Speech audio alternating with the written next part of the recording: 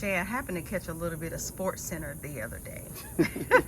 And of course, there's been a lot of talk about, NFL contracts, NBA contracts.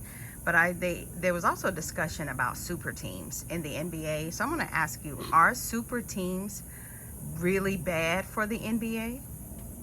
Yeah, for me, as a fan, super teams are horrible for the NBA. I don't think that. Well, yeah, as a fan, I believe so. Because at the end of the day, people go, they want to see competition. At the time we're recording this, we just coming off a fight here in Vegas, the Errol Spence Crawford fight, and people, that was a big fight because they were the top of their division. They were the best of the best, and people wanted to see them go at each other.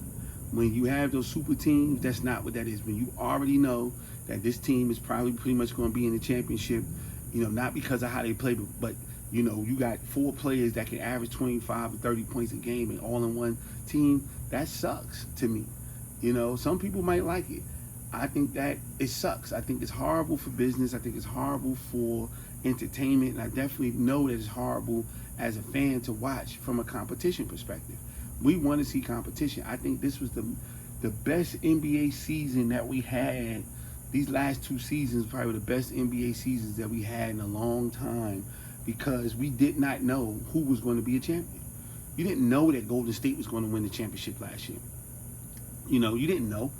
But what happened the last 3 years prior to that, you did not know. That's why it was so bitter. It was so sweet for Steph Curry to get that championship. Denver was the truth, but they never won a championship ever in their franchise history. So, and they would get close, and never get. So everybody still had LeBron, still had Golden State, other people thinking that they can do it, and then they came out and did it. The storyline is amazing with that.